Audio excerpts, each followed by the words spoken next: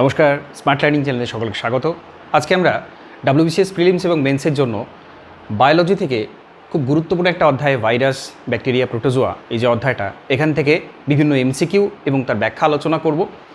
যে সমস্ত এমসিকিউগুলো বিগত বছরে বিভিন্ন পরীক্ষাতে এসেছে, সেটা WBCS হোক বা SSC CGL, বিভিন্ন পরীক্ষা, বিভিন্ন কম্পিটিটিভ পরীক্ষার একটা কোয়েশ্চেন। তো এখান থেকে কিন্তু আমরা খুব সম্ভাবনা আছে কমন পাওয়ার।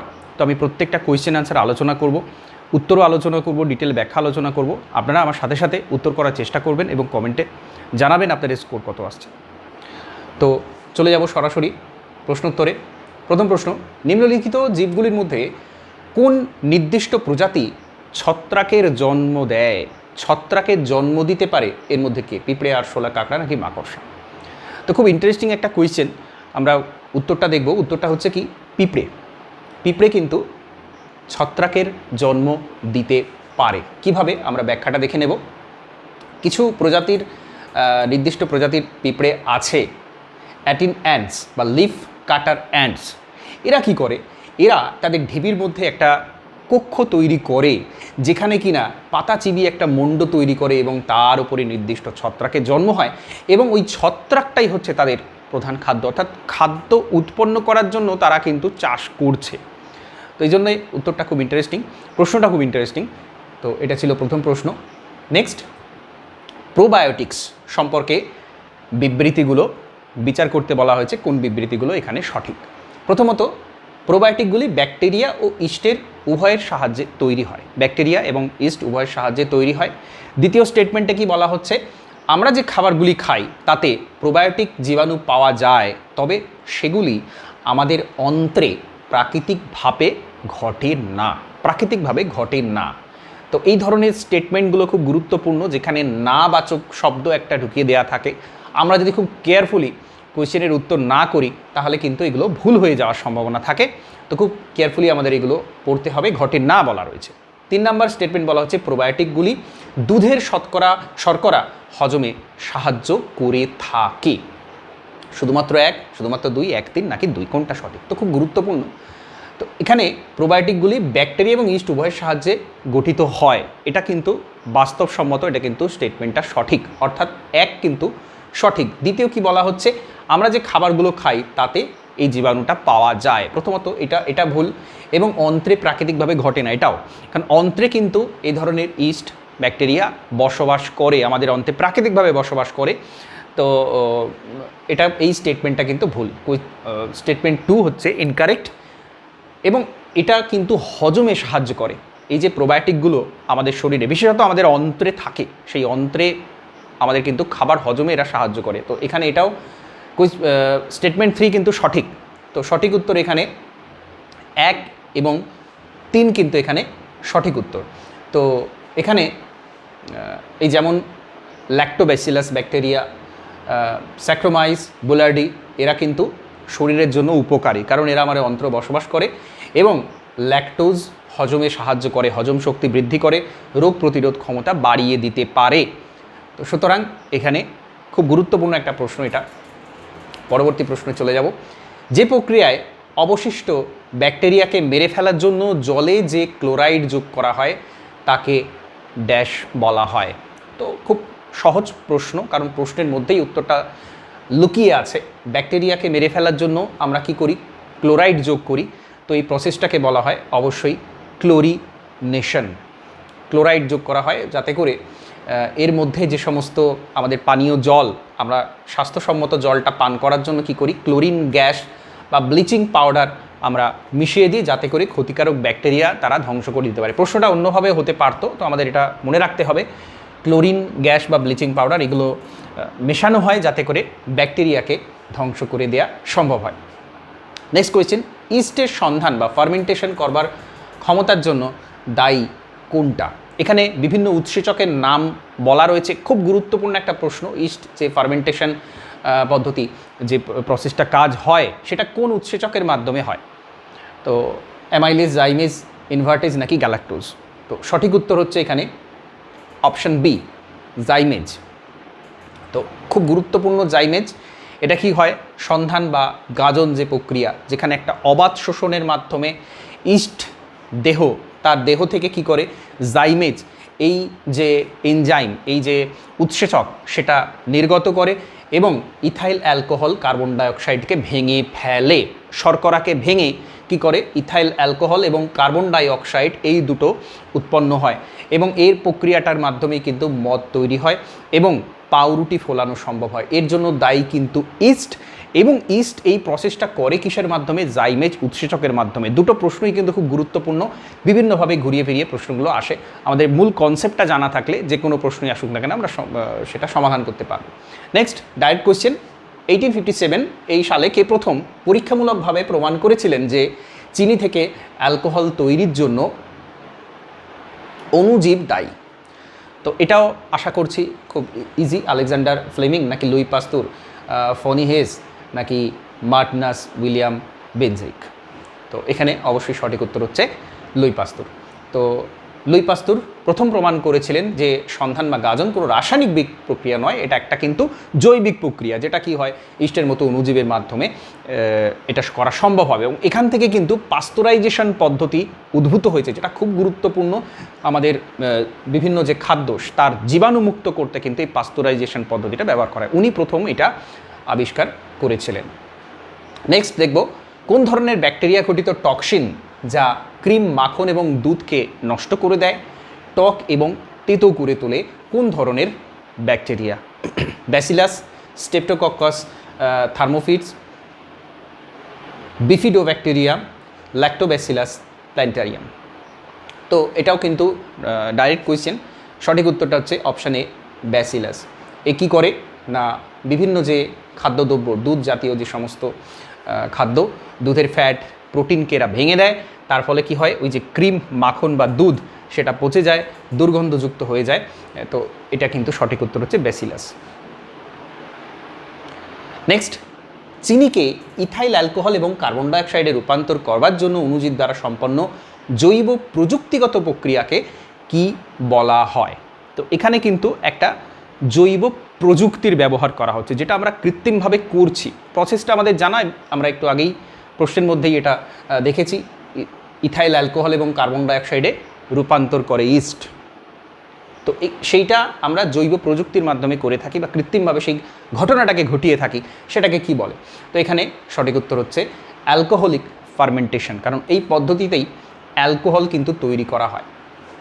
অ্যালকোহলিক ফার্মেন্টেশন একটা কিন্তু অবাধ শোষণ প্রক্রিয়া। এটাও খুব গুরুত্বপূর্ণ একটা ইনফরমেশন, যে এটা কিন্তু বায়ুর অনুপস্থিতিতে ঘটে থাকে, অক্সিজেনের অনুপস্থিতিতে ঘটে থাকে।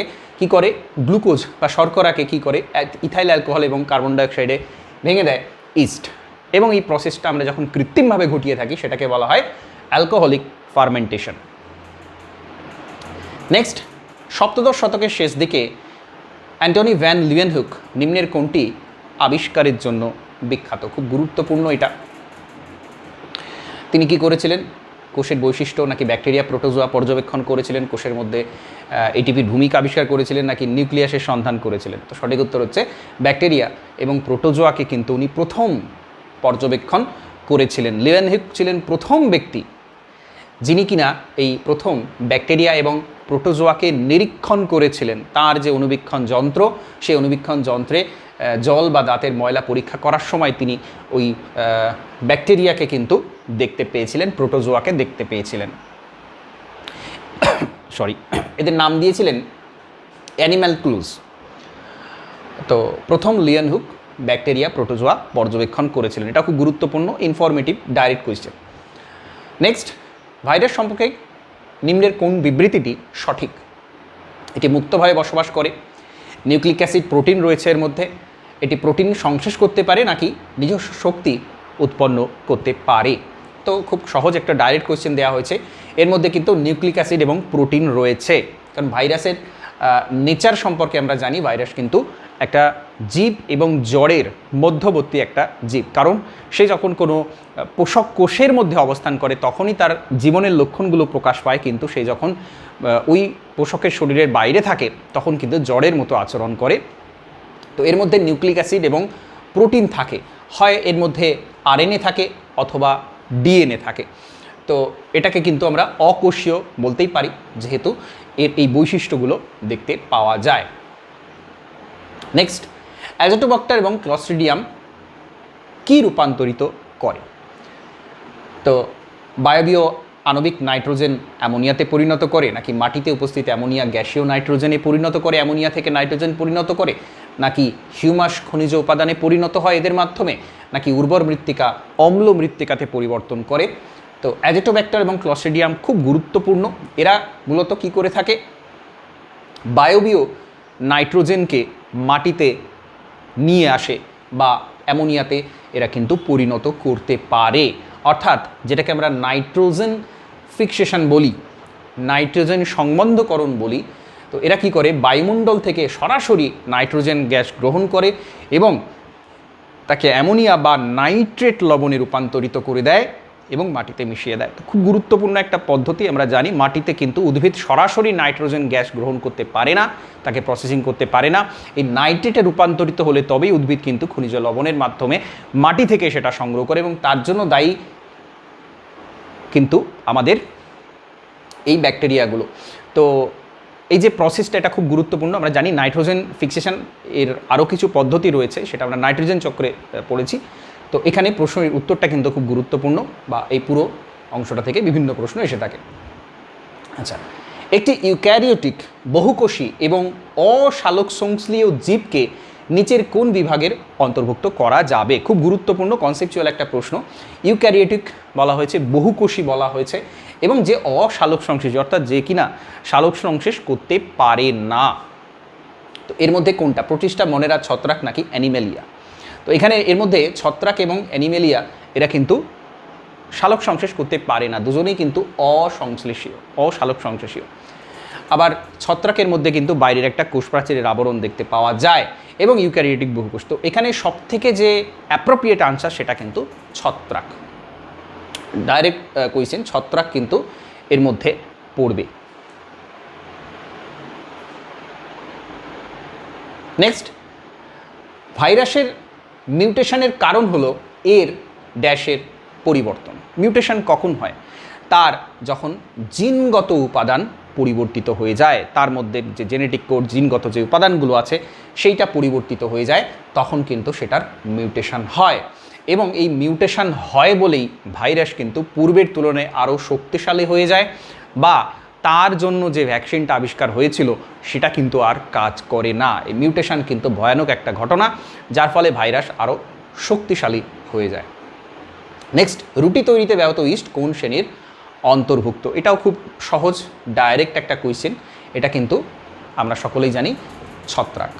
তো ইস্ট হচ্ছে একটা এককোষী ছত্রাক। আমরা ছত্রাকের কথা আলোচনা করলাম একটু আগেই।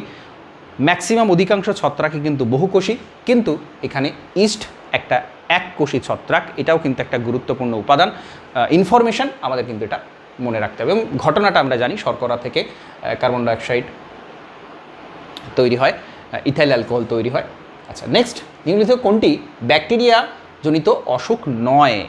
এই ধরনের যে কোয়েশ্চেন আমরা WBCS বিগত বছর যদি ঘাঁটি দেখব প্রচুর পরিমাণে এসেছে। কোনটা ব্যাকটেরিয়া ঘটিত, কোনটা প্রোটোজোয়া ঘটিত, কোনটা ভাইরাস ঘটিত, সেগুলো প্রত্যেকটা কিন্তু আমাদেরকে জানতে হবে। তো ব্যাকটেরিয়া ঘটিত এখানে অসুখ নয় হচ্ছে ইনফ্লুয়েঞ্জা।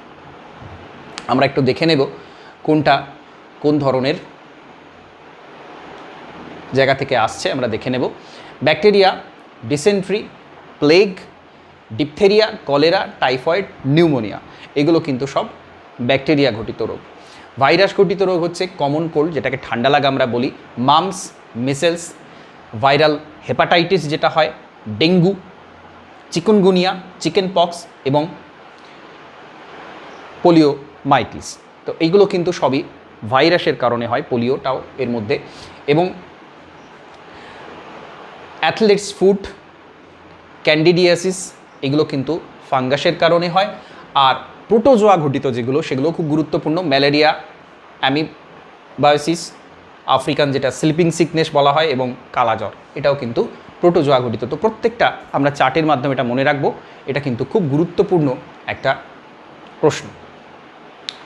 তো নেক্সট, কোন ব্যাকটেরিয়া নাইট্রাইটকে নাইট্রেটে পরিণত করে? নাইট্রাইটকে নাইট্রেটে পরিণত করে নাইট্রোব্যাক্টর, নাকি নাইট্রোসোডোমোনাস, নাকি ক্লস্ট্রিডিয়াম, নাকি থিওব্যাসিলাস? তো এখানে সঠিক উত্তর হচ্ছে নাইট্রোব্যাক্টর। আমরা একটু আগেই আলোচনা করছিলাম। এরা কী করে? নাইট্রিফিকেশন প্রক্রিয়ার দুটো ধাপ থাকে। প্রথমে নাইট্রোসোমোনাস কী করে, অ্যামোনিয়াকে নাইট্রেটে পরিণত করে, এরপর নাইট্রোব্যাক্টর সেই নাইট্রাইটকে নাইট্রেটে পরিণত করে। তো প্রথমে নাইট্রাইট, তারপর নাইট্রেট। তো এই যে প্রসেসটা আমরা একটু আগে দেখলাম, অ্যামোনিয়া থেকে সেখানে নাইট্রাইটে পরিণত হচ্ছে, তারপরে সেটাকে নাইট্রেটে পরিণত করছে নাইট্রোব্যাক্টর। তো নাইট্রোব্যাক্টর কী করে, নাইট্রাইটকে নাইট্রেটে পরিণত করে। তো নাইট্রোব্যাক্টর কিন্তু পরের ধাপটা সম্পন্ন করছে, তারপরে কিন্তু উদ্ভিদ সেটা গ্রহণ করতে পারছে। প্রথম ধাপটা নাইট্রোসোমোনাস করছে, তারপরের ধাপটা করছে নাইট্রোব্যাক্টর। তো এই নাইট্রেটে যতক্ষণ না পরিণত হচ্ছে ততক্ষণ কিন্তু উদ্ভিদ সেটাকে গ্রহণ করতে পারে না। নাইট্রাইট থাকলে কিন্তু হবে না, নাইট্রাইট থেকে নাইট্রেটে পরিণত হবে, যেটা করে নাইট্রোব্যাক্টর। নেক্সট, AMR এর পুরো কথাটা কি? AMR কি? অ্যান্টি মিসেলস রেজিস্ট্যান্স, নাকি anti malarial resistance, anti microbial resistance, নাকি অ্যাকিউট মাইক্রোবিয়াল রেজিস্ট্যান্স? তো AMR খুব গুরুত্বপূর্ণ একটা টার্ম। এটা হচ্ছে অ্যান্টি মাইক্রোবিয়াল রেজিস্ট্যান্স, যেটা খুবই গুরুত্বপূর্ণ। অ্যান্টি মাইক্রোবিয়াল রেজিস্ট্যান্স এটা কি হয়, যখন কোনো নির্দিষ্ট ব্যাকটেরিয়া, ভাইরাস বা ছত্রাক কোনো ওষুধের বিরুদ্ধে লড়াই করার ক্ষমতা অর্জন করে, এটাকে বলে অ্যান্টি মাইক্রোবিয়াল রেজিস্ট্যান্স। তারা কিন্তু একটা রেজিস্ট্যান্স খাড়া করে দেয়, তার ফলে সেই ওষুধটা কিন্তু আর কাজ করে না।